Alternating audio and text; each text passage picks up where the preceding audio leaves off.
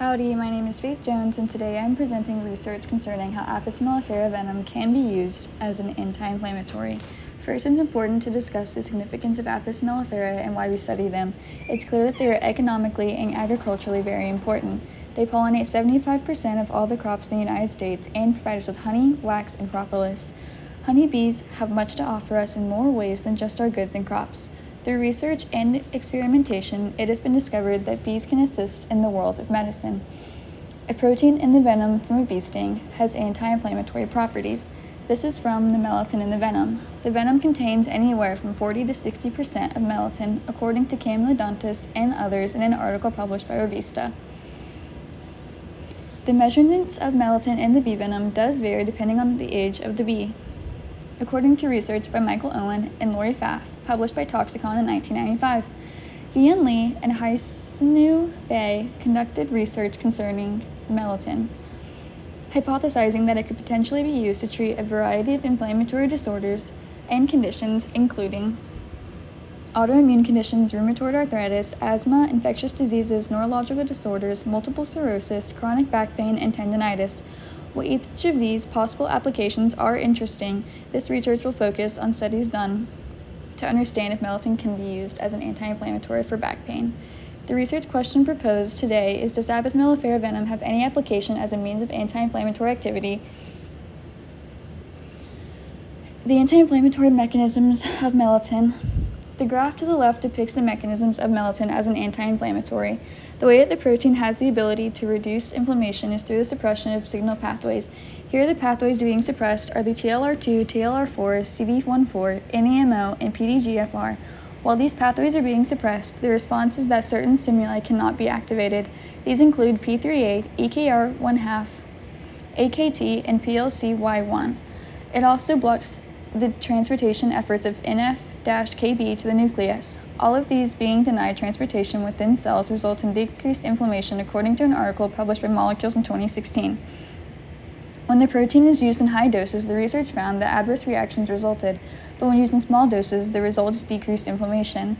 While the findings of this research concluded that the protein found in Apis mellifera venom can be applied as an anti-inflammatory, it was determined in the study that the negative reactions pose a threat and it should not be medically used in humans until further research can be done. There must be a solution to the toxicity of the venom before it can be seriously considered for use on humans. Direct evidence of the success of using melittin for chronic back pain. An article published in 2017 by Toxins discussed a study which was double-blind and randomized. It included 54 participants with chronic lower back pain. The group was divided into two groups, one of which received bee venom acupuncture and the other received sham bee acupuncture. The measure of success was based on the bothersomeness reported by the participants, which was then measured using the visual analog scale. Both the groups reported to have decreased bothersomeness and decreased pain intensity at first. But 3 weeks following the experiment, there is clear evidence that the bee venom acupuncture was proving to be more effective than the sham bee venom acupuncture. The chart on the slide shows a solid line and a dotted line. The solid line is participants that received a melittin in the acupuncture. In both graphs, the solid line shows greater improvement than the line from the sham acupuncture.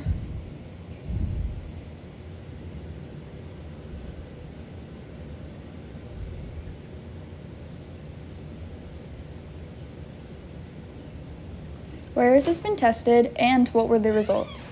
Research published by the Institute of International Journal of Life Sciences in 2017, which tested melittin against the rubella vaccine to determine the anti-inflammatory properties of bee sting venom. The venom was collected from female worker bees and the protein was then extracted. The rubella vaccine was coated on ELISA plates, which underwent several periods of incubation and being washed with PBS. After the rubella vaccine coated plate was prepared, the collected protein concentration was added to the plate. Total cellular content was measured to determine the effects, if any, of melittin on antibodies. The chart depicts the different concentrations of melittin and the effectiveness of it against anti-rubella antibodies.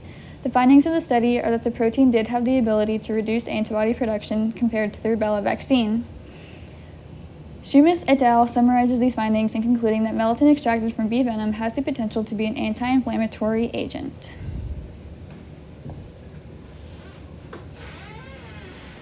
There's seemingly endless potential for honeybees to positively contribute to society.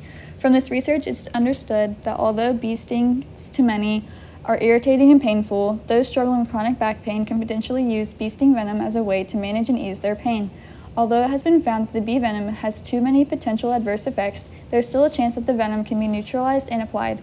This is highly likely because of the conclusive results from the human experiment and the study done with the rubella vaccine.